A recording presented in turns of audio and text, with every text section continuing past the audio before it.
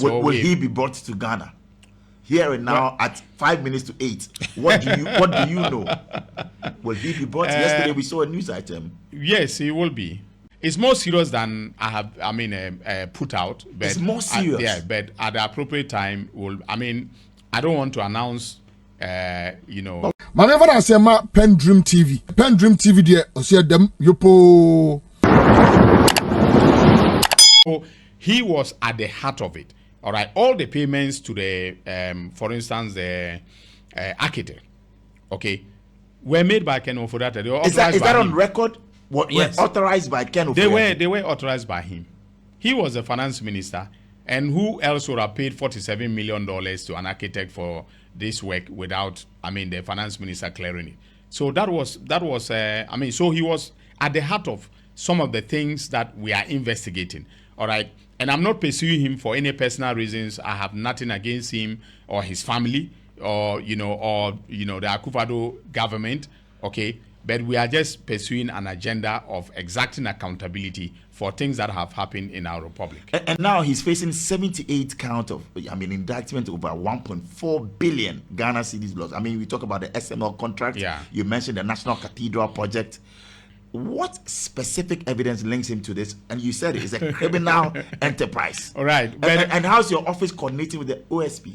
Oh, we are coordinating very well. Our role in the whole of this was to help the OSP, to transmit the extradition request to the Americans, and it's working really very well. So will he be brought to Ghana? Here and now at 5 minutes to 8. What do you know?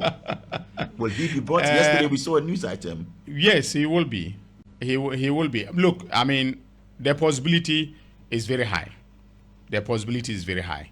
And he could either self-deport or face, deportation by the immigration judge on January 20th. Yes, so after the hearing, we will get to know what orders the judge made regarding his immigration status. But it's more serious than I have put out. But it's more serious. But at the appropriate time, I don't want to announce. But what scoop can you give? Because you owe it to Ghanaians to just give us a wind of what. How serious is this? No, it's very serious. It's very serious. It's more serious than I have divulged at this point in time. So at this point, it will stay at a level of my briefing the president. How will you ensure that due process for somebody like Ken Ofori, a statesman, a former finance minister, whom you've urged to come home and recuperate? Those were your words. Yes. How will you ensure that due process is followed? Because many feel that, you are going after, he can be tried in absentia. So why the rush? No, but, he can be tried in absentia. All right. That is true. But it is better when he comes to, to answer. When he's here, physically present, and made to answer for whatever charges have been leveled against him by the Office of the Special Prosecutor. And I also mentioned that there are other investigations that are going on. So it's not only the SML investigation, which has been conducted by the OSP, that links Ken Ofori to issues of accountability or alleged acts of criminality. There are other investigations that I am undertaking, that will be announced at the appropriate time. Still on his person? Yes. And for transactions linked to him. So, yes, Ken Ofori has his right to help. However, he also owes it to the people of this country, having held an office of public trust, to answer for his actions in that office. If he's innocent, he'll be acquitted and discharged by the courts of this country. All right. And Article 19 of the Constitution guarantees his right to a fair trial. And I have said, and I want to repeat it here, that I will not, superintend a system that will end run the fair trial rights of anyone. And you stand by this? And I stand by it. I will not in any way imperil his right to a fair trial. If he even self-deports and come to Ghana, we'll treat him with a lot of dignity. He's a former finance minister of this republic. In fact, I used to, say that when our current finance minister was undergoing trial, okay, I used to tell, my predecessor and his people, I used to tell them that, look, you have to be careful. I mean, treat him with the dignity that he deserved, because he was the you leader. told former Attorney General Godfrey Dami that? Yeah. So, I think that in the current circumstances, okay, I want to assure Ghanaians and to assure the family of Ofori Atta that when he is brought to Ghana, or when he voluntarily, comes to Ghana, he will be treated with dignity and accorded his fair trial rights, before the law. The courts of Ghana. Right. Well, we have this on tape, and we take you for your word. Take Dr. Ayine. Yes, please right. take me for my word. Right. Yes. We'll be going for a break, and when we come back, loads of messages. You after another personality was on this show, you actually garnered the most text messages and WhatsApp messages, over 500 messages. We're now going to even check their social media messages as well. Now you're making me sweat. This is Star Chat Doc. So Dr. Ayine, you revealed moments when you've seriously considered resigning from Parliament. Due to the disorder sometimes, table banging, cat calls, confrontations. Yes. What specific incidents in 2025 pushed you to that edge? No. 2025. There were the recent one. The recent ones where the MPP side wore black, and anytime the majority leader was going to speak, they would get up and just bang tables and sing and be disruptive and so on and so forth. That was really not a very good spectacle. It doesn't speak well, of us. Of course, our side did some things like that, all right, when we were in opposition, and I condemned it. Okay, so I want Parliament to be a place of decency, a place of debate, a place of reflection of our national character. And Parliament should reflect the people that we represent. And the Ghanaian people are not rowdy, they are not disruptive, they are very polite and very deliberative when it comes to. So such conduct gets you disturbed. They get me disturbed, and sometimes I feel like a fish out of water. Really? And yes. you felt like resigning from Parliament? I felt like leaving, because I usually compare the classroom where I was, right, where I stood in front of my students, taught. Two questions, I got queried, some of the students were asked very, very, very deep searching questions. Sometimes I had no answers, but I was very frank to sometimes tell them that I don't have the answers, but I'll find the answers for you. That's, so that level of exchange, the decorum of the classroom and so on and so forth, that is what I'm used to. So, and I watch other parliaments. Of course, there have been the Japanese parliament, sometimes they become rowdy and they start throwing chairs and so on and so forth. But those are moments when, things, get out of hand. That's right. Right. But for us to adopt this constant rowdy, behavior. You believe that it's not in our place? It's not in our place. Quickly before we go for the break, you've called the rising order deeply unacceptable and unbecoming. What do you see as the root cause of this shift from sober debate to rowdy outbursts in Ghana's parliament? No, I think it's just the quality of the human resource. Oh, you think that the quality I think the quality has dropped? Oh, it has dropped. You've been there for 6 the quality has dropped. The quality in Parliament has dropped. Go back and check when J.H. Mensah and co were there. You are about the fourth MP saying that. You had these statesman-like characters who, when they stood up, all of us were, in awe of them, and they represented our national pride. Whether we agreed with them in terms of our party politics was a different matter. All right, but you can expect that they did the right thing. They conducted themselves as statesmen, and that is what we should be doing. The quality in Parliament, the quality has dropped. The quality of representation has dropped. We'll come back. It's just some 3 minutes after 8. My name is Bolare. All right, so moving on. Peter says that Bola, great interview thus far. You should come and see us here at our place at Tesson. It's as if we are watching a football game. We're watching you guys live on YouTube. But ask him about the Tagore case, which he won, and tell him greetings from FOPCA. he will understand. So the Tagore case, you won.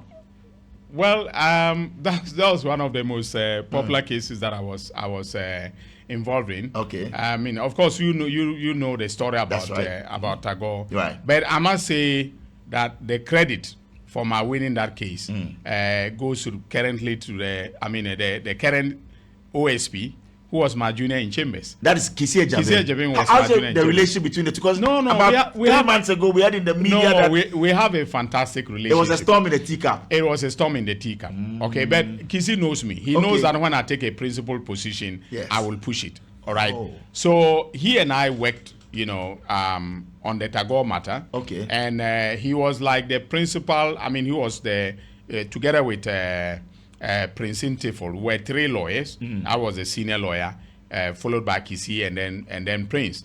And they worked with me, and in fact, Kisi did most of the work. So you credit Kisi Ejabin for doing most of the work? he did most of the work under my supervision. Of course. All right. So a good senior should give his junior the credit, for the. I mean, he wrote the arguments. I reviewed them and finalized them for us to file and go to court.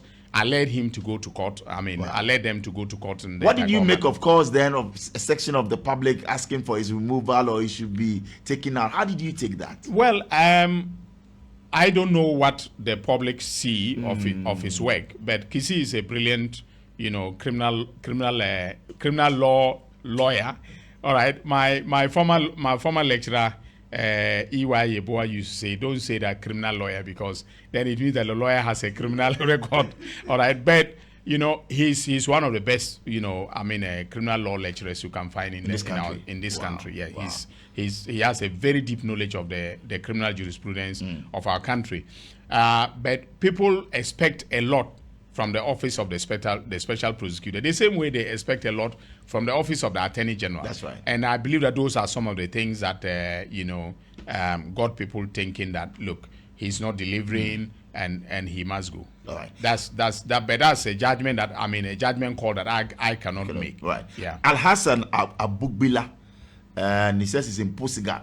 Yes. He's listening to us, and he says, kudos to you, Honorable Minister. You have made the judiciary what it's supposed to be. God bless you. Abdul Razak from Bolga says, good evening, Bolare. Great interview as always. Please ask Dr. Ayine if his office has taken any steps to look into the 52 billion Ghana cedis that was moved from the GCB to unknown source. We are interested in the matter. That is very interesting. No, I haven't taken any steps in that direction. So if he has, some more information, he should make it available, and then we'll of course send our investigators, to look into it. But that is not to say I haven't heard about it. Oh, so you've heard about it? I've heard about it. 52 billion cedis moved into an unknown account. Yes, that is said to have happened. All right. Yes. Also, last Saturday, you stated on Joy News File that banking cases involved, weak charges, risking criminalization of ordinary banking risk and all of that. Can you walk us through the specific evidence? You're saying that, well, this is it, and there isn't much evidence on that. What is the point, really? No, the point is that, look, okay, let me give 2 contrasting examples. Please do. All right. And I think that people were more focused on the Unibank matter, yes, because of the popularity of the Dufos as a family. Right. All right. But let's take Capital Bank. All right. In the Capital Bank trial, there was evidence to the effect that whenever the Bank of Ghana gave liquidity support, all right, the former MD of Capital Bank, okay, what was Atuasian. Right. All right. Basically, took that money and then, appropriated it. He misappropriated, he dishonestly appropriated those funds. That was the case of the prosecution. And the prosecution led evidence to show that he actually carried some of these funds in a van, all right, to a garage in his house. They even had the geographical, location of everything that, transpired from when the funds were moved, all right, from the bank all the way to his garage, all right. That is pure stealing. Okay, that is pure stealing. If liquidity support is given to a bank and the liquidity support is applied in accordance with normal banking rules, but the bank fails, eventually, you cannot criminalize the conduct of the owners of the bank or the conduct of the directors of the bank just because the liquidity support, did not help the bank to get back onto his feet. Because they took a risk. Yeah, they took a risk. All right, and banking is about taking risk. So, as I said, if you give loans and then the loans, this is misapplied or people default in payment of the loans, okay, you cannot then turn around and say because you got liquidity support from the Bank of Ghana, we are prosecuting you for causing financial loss to the state. I mean, it doesn't happen anywhere. And that was part of what was. So if people want, they should go back to the Unibank case and show me where the evidence said that the Dufos, stole money. Then there was no evidence that they stole money. All right. And then I also took a position that the banker-customer relationship is not one of trust. That's a fundamental principle of law, that the banker-customer relationship is one of contract. It's not one of trust. Okay, so you cannot say that, there is fraudulent breach of trust just because the depositors have given their money to the bank, all right, and then the bank has lent it to, other persons who have not been able to pay, or even they have given it to, let's say, for instance, in the case of Unibank, if they were affiliate companies that were the beneficiaries of the loans, then you say that that's beneficiaries of the funds of the bank, then you say that is a fraudulent breach of trust because they gave it to beneficiaries, or companies in which they have, ultimate beneficial interest. Okay, so that was a position that I took. Okay, that in terms of the law, those cases, presented very problematic, a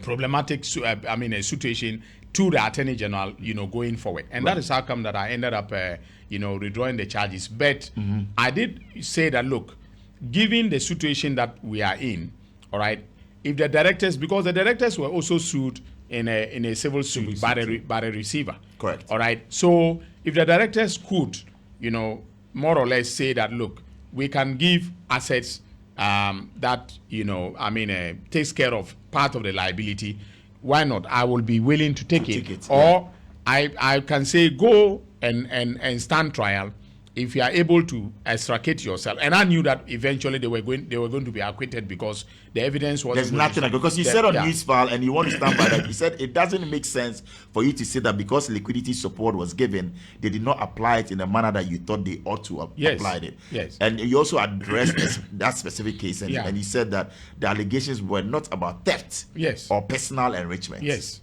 That is so. And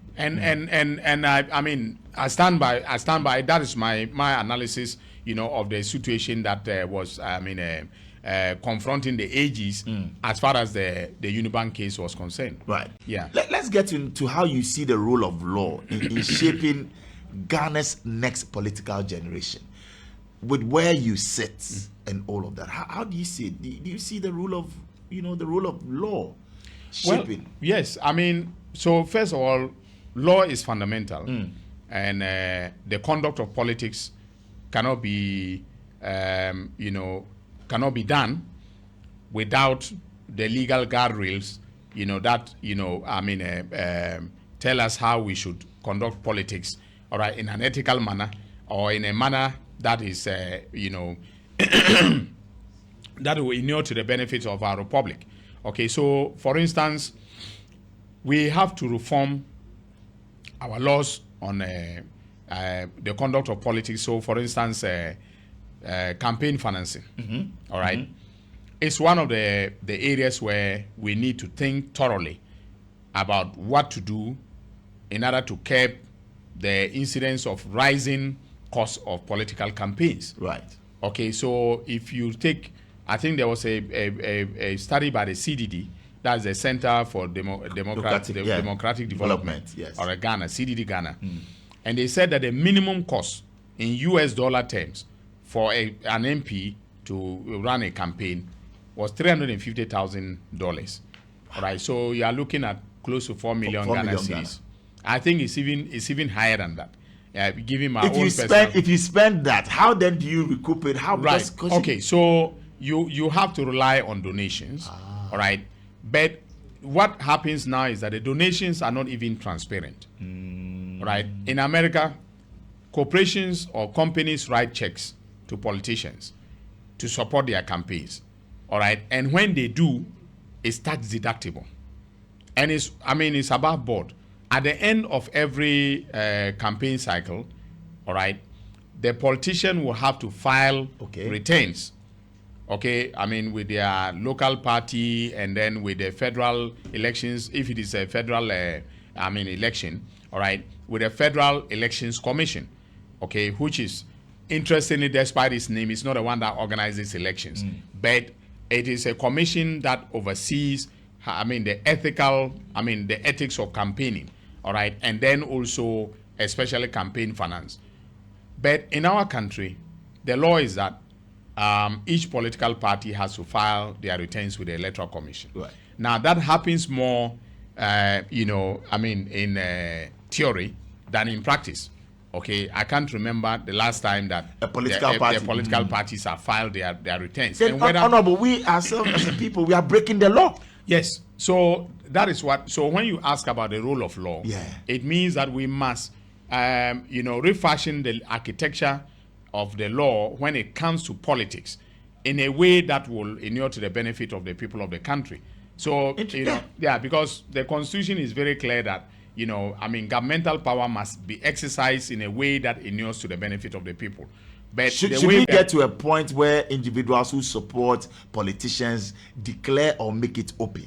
Or do it in the open? No, we have to be transparent. We have to be transparent. Yes, there has to be. Have you taken money from an individual before for your campaign? Oh, several individuals. Was that ethical? Yes, they basically donated. Did you declare? Is that right? Are you not compromising if you're an MP or a politician and you go to a businessman, you go to a media person and say, I'm supporting you and this is the amount of money? Yes. AG, tell us sincerely, would that compromise you or not? No, it doesn't compromise me. It doesn't compromise me. Okay, and let me say this.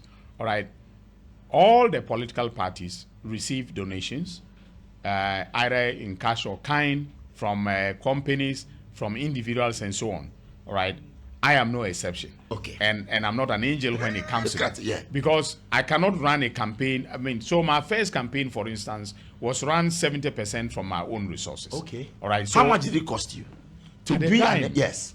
At the time. In 2012. In 2012, I believe I must have done probably in excess of 1.5 million. Million Ghana cedis? Yes, at the time. To become an MP? Yes, to become an MP, yes. I must have, yes. Wow. And it's becoming more and more expensive. In 2024, how much did you spend? That must have been like 5 million. I can't put a figure on it, but certainly between 3 to 4 million Ghana cedis. And that is why people who will support will also then come to you and demand for certain. Yeah. And part of the problem is the politics of patronage, because we are basically usually paying people, to vote for us. Yes. And I don't think that is right, but I am forced to do it because that is a norm. That is bribery. So, for instance, almost every a rally that I go to, yes, right. So we usually organize these little village rallies, right? You go to the rally and you are leaving the rally ground, and then you give them 20,000. What? That this MP says you should take this for water, and then the people clap, and then they stay back and share the money. Wow. Yes. So it means that if you don't have the money, you might have the intellect. If you don't have the appeal, don't worry about intellect. The appeal must be there, but don't worry about intellect. Really? I can tell you for money. That is money crashing. So let me tell you something. Please do. In 2012, I had just gotten to Bolga East from the classroom.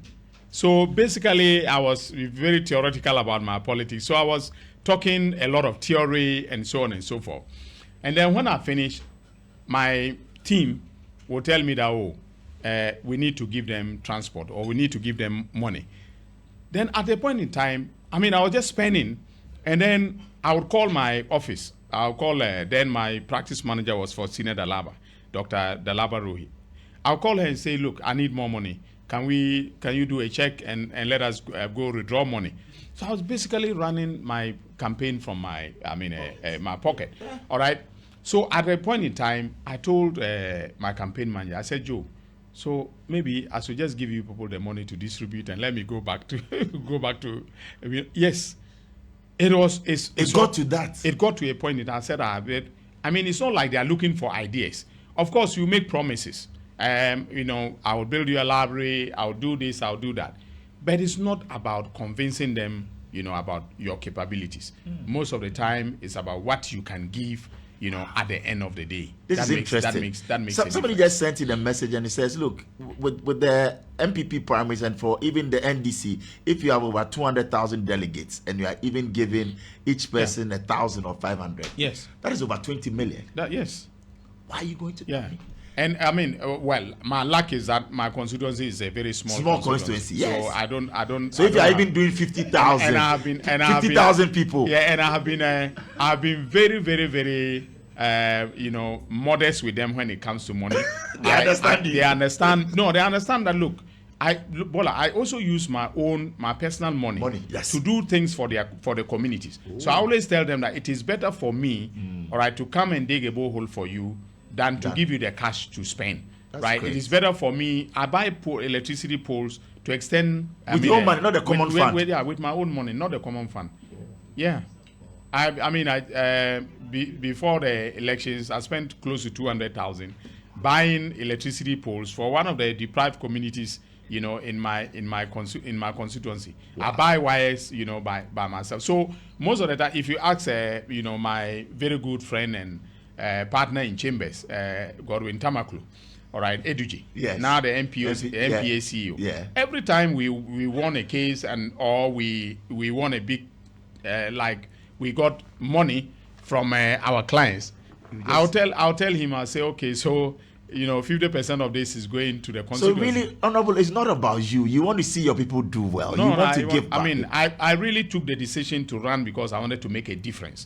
All right. Wow. I wanted to create the next generation of Dominic Ayines from Zorungu and from Bolga East. And so talking about that, I have a young lawyer who is listening to us and says, Bola, great message. Dr. Ayine is a man of integrity. I look up to him as a young lawyer. But what message will he give me? And also to young lawyers who want to serve with integrity in public office. He says he wants just a message from you, a line. Well, I mean, follow your heart. Follow your heart. Follow your heart. I mean, and do the best, that you can, and do it with honesty. All right. And I mean, sometimes we allow money and material things to overcome, and overtake our ethical values and so on. I don't allow that to happen.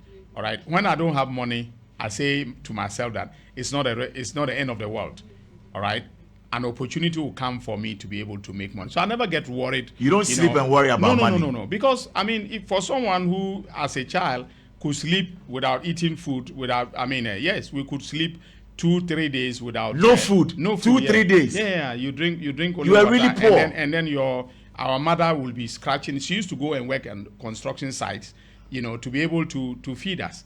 Wow. So I know what poverty means, and I don't give. I mean, this is luxury. What I'm in now, where I've reached. Yes. I don't really lose sleep. Wow. And I mean, I'm not also too materialistic, so I'm not running after the best cars and so on and so forth. Yes, if I can afford a good car, I will buy it and drive. But I mean, so what? You don't lose sleep over that. I don't lose sleep over those things. My producer has been magnanimous.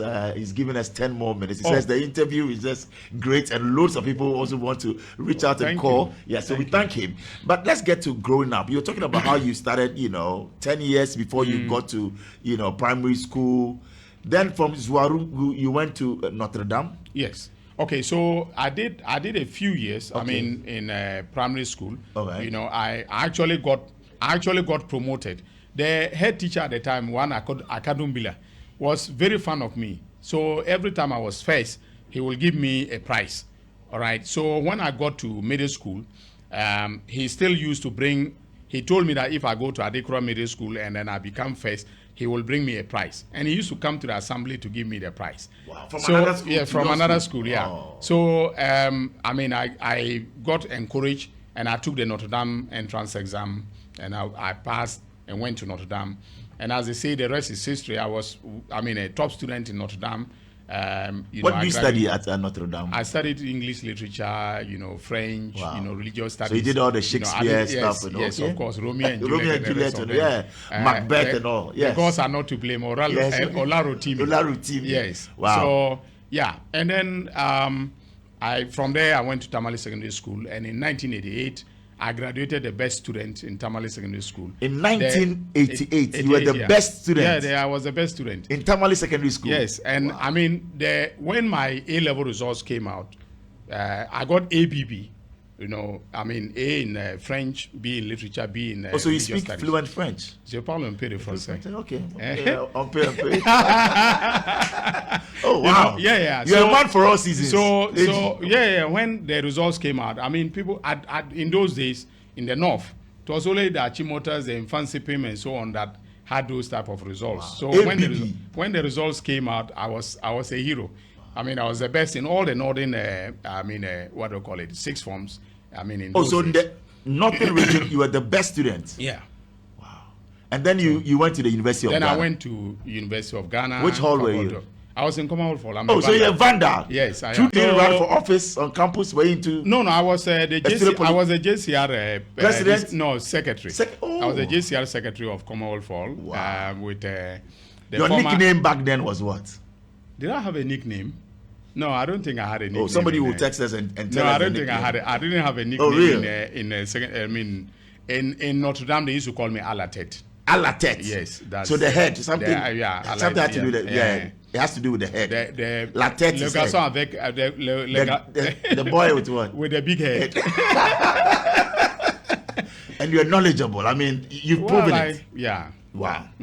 Wow. Okay. Yeah. So from University of Ghana, you went to Michigan? Yes. So from the University of Ghana, I went to the Ghana School of Law. Okay. Yes. I got called to the bar. Then I returned to the University of Ghana as a TA. Oh. And then from being a TA, I went to the University of Michigan to study for my master's degree in international economic law. That was, so I did trade, investment, intellectual property. You're brilliant. You cover all of it. You did international trade. International economic law. So I studied law and economics. I studied, political economy, the political economy of the international legal system, the world trade, system, and so on. And you did your doctorate in Stanford. Yes. So then I came back, joined the faculty, taught for a number of years, and then went back to the University of Stanford Law School, where I did a PhD, and I decided to study the intersection between trade law and democracy. That was where my PhD thesis was. Wow. Yeah. Amazing. Interesting. Yeah. It's now time for our mystery question, Dr. Ayine. And kindly, you pick the question, you get into the bowl. Okay. Yes, dip your hand in there and open it up and read it out. What do we have there, please? And what's the question? What is that one legal principle Ghana must never compromise on? So that legal principle for me is Article 1 of the Constitution, that the sovereignty of Ghana resides in the people of Ghana, in whose name and for whose benefit or welfare the powers of government must be exercised. That is one that we cannot compromise. Indeed. That is, I call it the welfare principle. Okay. That you must ensure that governmental power is exercised, for the welfare, in the name of, and for the welfare of the people of Ghana. Wow. Yes. Okay, well said. And the next one will be what?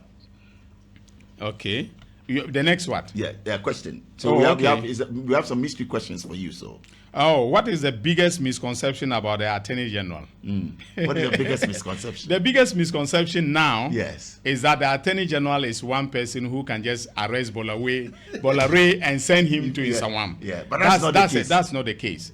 I can arrest people, I can prosecute them, but it is left with the judiciary to be able to make a determination whether they are guilty and to send them to jail. Sure. I don't send people to jail. Then. So as we wrap up, Frax, lawyer Kwame Ekufu, yes, he says his greetings and regards. Says the AG is the only ministerial office mentioned in the Constitution. A lot of people address the holder of the office as the Attorney General and Minister of Justice. That, in my view, is alien to the Constitution, for in one breath, the holder becomes a Minister of Justice who is unknown to the Constitution. Does he agree to this proper designation, and that it should be the Attorney General responsible for the Ministry of Justice? That's very interesting. Okay, so Article 88.1 actually says that there shall be an Attorney General who shall be a Minister of State.